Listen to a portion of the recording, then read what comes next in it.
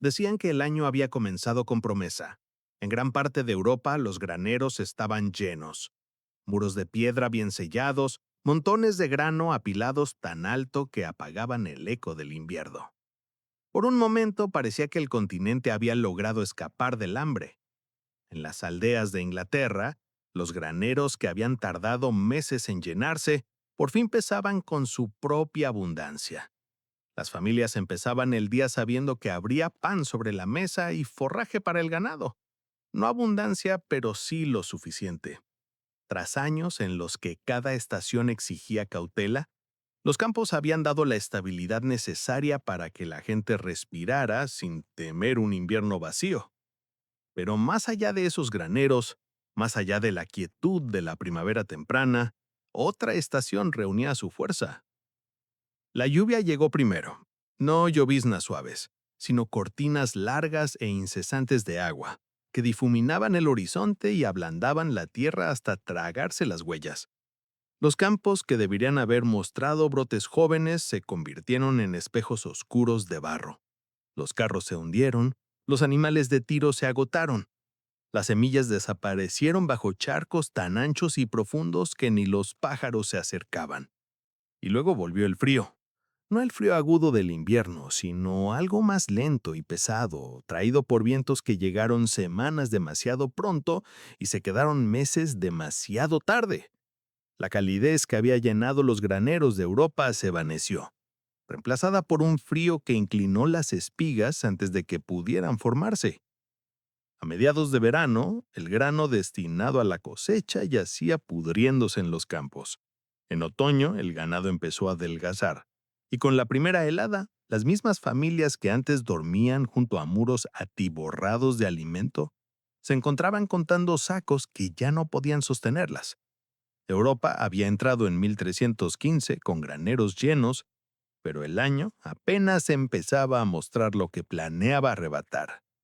Para todos los reinos y fronteras que dividían la Europa medieval, una verdad los atravesaba a todos. El pan era supervivencia. No los panes de fiesta ni las hogazas blancas reservadas a los señores, sino pan oscuro, grueso, hecho de cebada o avena. Para un campesino medieval, el pan no era acompañamiento, era la comida entera. En algunas regiones, el pan aportaba hasta el 70% de las calorías consumidas en un año, más que la carne, la leche, la cerveza o las verduras. La seguridad de una familia se medía no en monedas, sino en cuántos meses de grano podían almacenar tras la cosecha. Y porque el grano significaba vida, todo giraba en torno a él. El ritmo de siembra y cosecha, los impuestos debidos al Señor, los diezmos debidos a la Iglesia, los días de labor obligatoria en los campos señoriales. Incluso la cerveza, bebida por niños y ancianos, existía porque existía el grano. Era pan líquido, más seguro que el agua, y se elaboraba casi a diario en hogares donde el fuego nunca se apagaba del todo. Por eso, cuando las lluvias de 1315 convirtieron el suelo en lodo, las consecuencias no fueron solo agrícolas, fueron existenciales. Cada campo arruinado significaba menos pan. Cada saco de cebada perdido significaba cerveza más débil, más fina y finalmente ninguna en absoluto. Europa no estaba perdiendo solo una cosecha, estaba perdiendo el fundamento sobre el que descansaba la vida común. Los cronistas describieron el año en líneas breves: lluvias excesivas, campos ahogados, imposible recoger la cosecha. Pero esas líneas no expresan lo que la gente vivió. Los aldeanos vieron cómo los ríos crecían y sobrepasaban sus orillas, llevándose cercas, animales y semillas recién plantadas. Los caminos se ablandaron hasta tragarse carros enteros. Los viajeros hablaban de semanas sin ver el sol, de cielos tan bajos que parecían un segundo techo. En algunas regiones, la lluvia cayó durante casi 150 días. Arrastró la delgada capa de tierra fértil que había llevado años formar. Los canales de drenaje excavados a mano no podían manejar tanta agua. Incluso el grano que llegó a brotar lo hizo débil, pálido, sin fuerza. Una cosecha solo de nombre. Y lo peor fue el momento. El calendario agrícola medieval era preciso. Perder una semana podía significar hambre. Perder un mes podía significar muerte. Cuando la lluvia continuó hasta bien entrado el verano, quedó claro que el reino estaba perdiendo más que cultivos. Estaba perdiendo el año entero. El precio del pan se duplicó. Luego se triplicó y siguió subiendo. Los campesinos vendieron herramientas, animales y hasta la ropa que necesitaban para el invierno. Algunos pidieron limosna en los monasterios. Otros vagaron en busca de trabajo que no existía.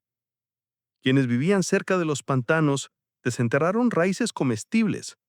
Quienes vivían cerca de bosques recogieron cualquier cosa que pudiera masticarse. Los herbolarios mencionan corteza de árbol rayada en gachas, un alimento reservado solo para la desesperación. Europa había enfrentado años difíciles antes, pero nunca uno en el que el cielo mismo pareciera decidido a borrar la vida. Los registros históricos se vuelven más oscuros conforme avanza la hambruna. En tiempos normales, un caballo no era comida. Era fuerza, transporte, prestigio. Su cuerpo abría los surcos que alimentaban al pueblo. Perder uno era una tragedia. Un perro tampoco era visto como carne. Guardaba los rebaños, protegía los graneros, vigilaba durante la noche. Pero el hambre reescribe todas las reglas. En los anales de Bristol, los cronistas anotaron que la carne de caballo y de perro se tenía por buena carne. No deseable, solo buena, lo que significaba buena suficiente para sobrevivir otro día. El paso de animales de trabajo a animales compañeros se dio en silencio.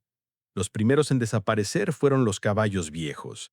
Luego los jóvenes cuando los campos no mostraban señal de recuperación.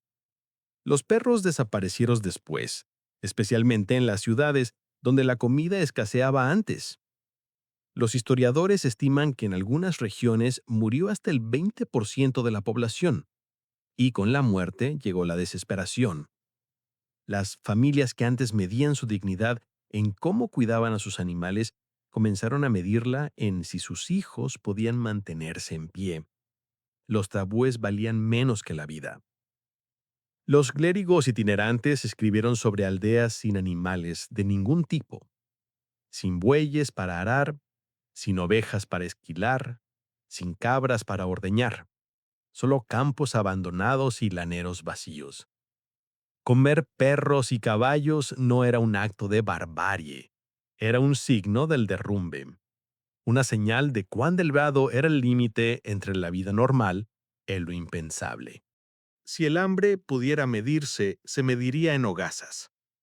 En Londres, los precios del pan subieron tanto que los alguaciles emitieron órdenes intentando sin éxito controlar el costo de una sola hogaza.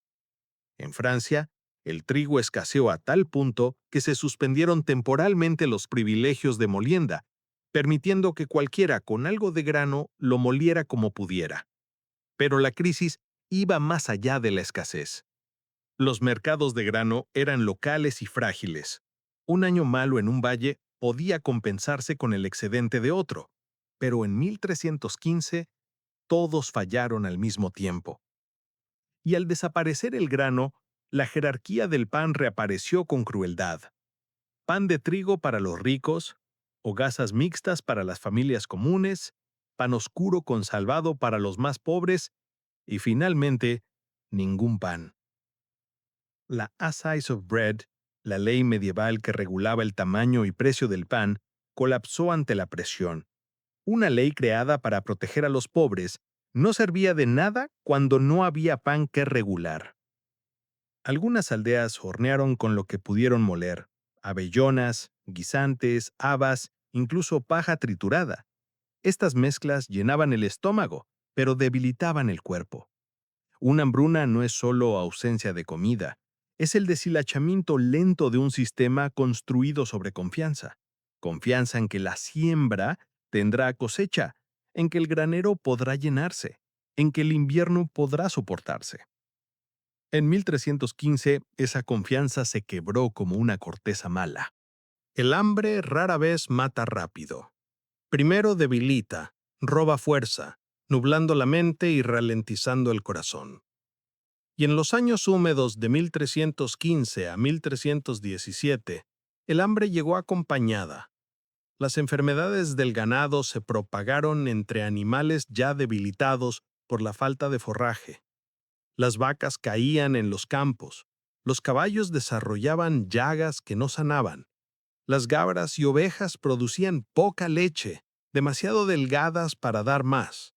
El grano almacenado se echó a perder. La humedad atravesó los muros de piedra, agriando la avena y cubriendo la cebada de moho. Las familias que intentaron salvar lo que pudo recuperarse, a menudo enfermaron por comerlo. Los cronistas mencionan vientres hinchados, cabello quebradizo, piel que se desgarraba con facilidad. Eran signos no solamente de hambre, sino de colapso nutricional. En los monasterios, los monjes registraron funerales que duraban semanas. En las ciudades, los sepultureros se quejaban del suelo demasiado húmedo para cavar. Las campanas repicaban tanto que en algunas aldeas dejaron de sonar. Y un detalle aparece repetido en los relatos. La gente envejecía más rápido.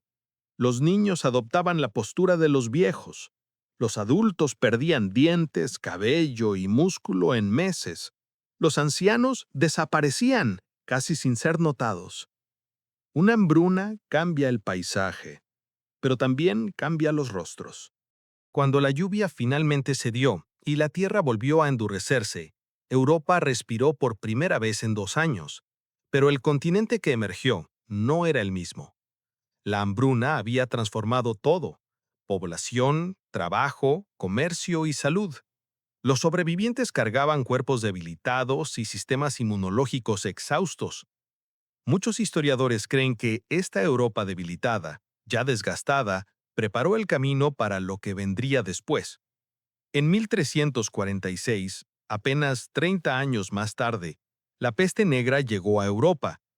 En menos de una década mataría a entre un tercio y la mitad de la población.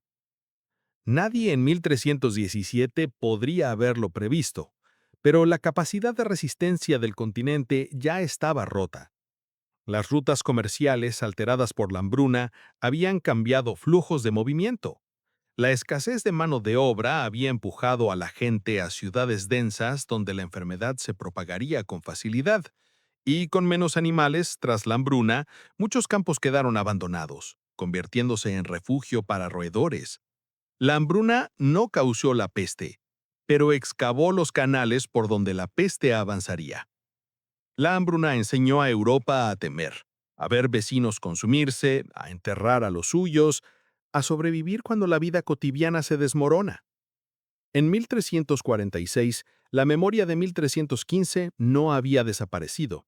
Vivía en los hábitos, en las historias de familia, en la comprensión silenciosa de que la comida puede desaparecer y la muerte puede regresar sin avisar.